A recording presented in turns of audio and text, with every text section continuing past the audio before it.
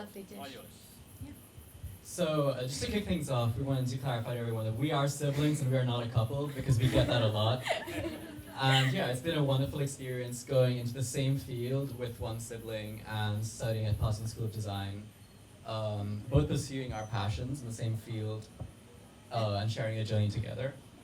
We believe that everyone has the skill to be a designer. It's something that we're all kind of born with. At a very early age, we as children look at the world and see potential in all kinds of material. These are just some examples of us as kids just using things around. And I think this is something that's always been with us, and we kind of carried it forward into our education in college, which we're really grateful for. And yeah, so having had these opportunities, I was really lucky to take part in the LG Wonderbox Showcase where I won first place. And this was my work featured on Times Square. I also had the wonderful opportunity to be hosted on the Drew Barrymore show, where this was aired on TV. And yeah, the animation I got into using Blender, and yeah. I've always had a passion for design, and I was lucky to win the Cambridge Outstanding Learner Award for Digital Media and Design, which was kind of the stepping stone into taking it forward into college. And then when in college, my work was featured in the first year exhibit, which was really, an honor as well to be there with other kids and their work. So we're here to talk about redesigning design, and we believe it's something that we're really passionate about because looking at redesigning, it's rethinking how we use design, and design is problem solving with creativity. So how can we use our creativity as a design community to solve the problems of the future? And this is something we believe is really important, and we would love to share this with you.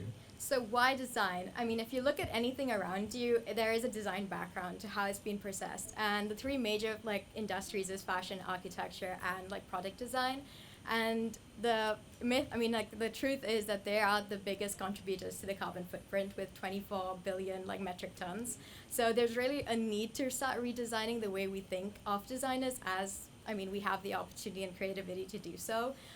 If we start changing the way we work with material and how we step into design, we have the opportunity to change the way we contribute to the planet's atmosphere. Just the way kids look at the environment and see things as potential, we kind of have to do the same by reinventing material with what already existing stuff.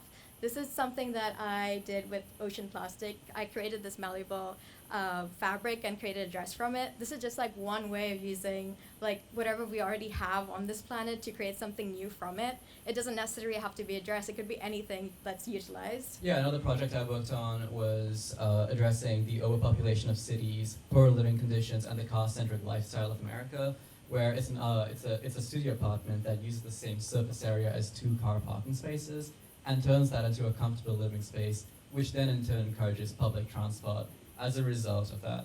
Another architectural project that I did was something based on what I carried from Goa. When entering the city, there was barely any nature, and that's something that I really missed out on. And so I thought of designing these little nature bubbles called nature nooks on every corner for residents to basically reconnect with nature. I kind of believe that if we are not connected with the nature, and most of the world is turning urbanized, we kind of put aside the environmental activism, which is really crucial in this age. So we as designers, I feel, have the power to be able to connect people to this to reconnect with nature through our designs. And so Yeah, another elephant in the room that we need to consider if we don't want to lose our jobs is artificial intelligence.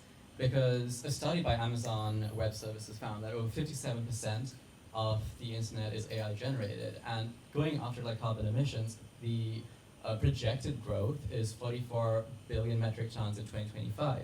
So how can we as a design community, or as a community in general, rethink our relationship with technology so we can progress with it, but in a responsible manner, and in a way that leaves our heads over water and we don't drown by the rapid change in technology and the rapid growth we're facing. So as designers, this is a project I worked on, created. It's a robot that is also an art piece. It's an AI-powered bot that crawls around the environment. It can see its surroundings with the camera and make decisions on where to move and what to do, defend itself from a threat, or move up to humans. And it works to question the boundaries between the living and the machine. And in itself, it is an art piece that promotes the idea that we can use art to rebuild the way we're designing AI, instead of using AI to rethink the way we're building art. And there's a new avenue opening up where the role of the technologist and the role of the designer are merging into one. where, I mean, yeah, another project I worked on was looking at the game design industry, because there is a lot of like violence promotion through game design where it normalizes the human thirst to kill. I thought I like took that and created a video game project that puts the users in the view of the perpetrator of violence and shows you what it really means to take a life, what it really means to be a first-person shooter. Similarly, I feel like I had a project which was based on fake, and I kind of thought about the social media. That was the first thing that came to mind, and that's something that we as a community have connect with. It's either like the filters or AI. We don't know what's like real and what isn't, and so this is just an art form like showing how the algorithms kind of control us. So it kind of takes us into the idea of like change is evolution but not lost. Like we can use art to like send out messages. Like art and design has always been changing, and it always will be changing. We just kind of have to embrace the change and see how we have to move forward with it.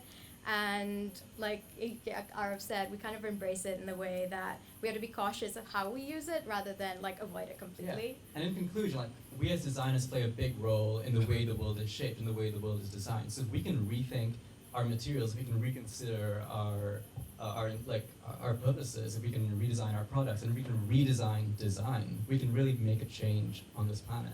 Yeah, so moving into 2025, which is an amazing year. This sounds like so sci-fi. I feel like we as designers can go in with like a positive mindset, with like passionate, and I think we're all looking forward to like a future that we want to live in. And so either everyone here, I'm excited to see what everybody has to contribute, whether it is design or not. Like we all have a role to play. And so yeah, thank you. I think it's an exciting time.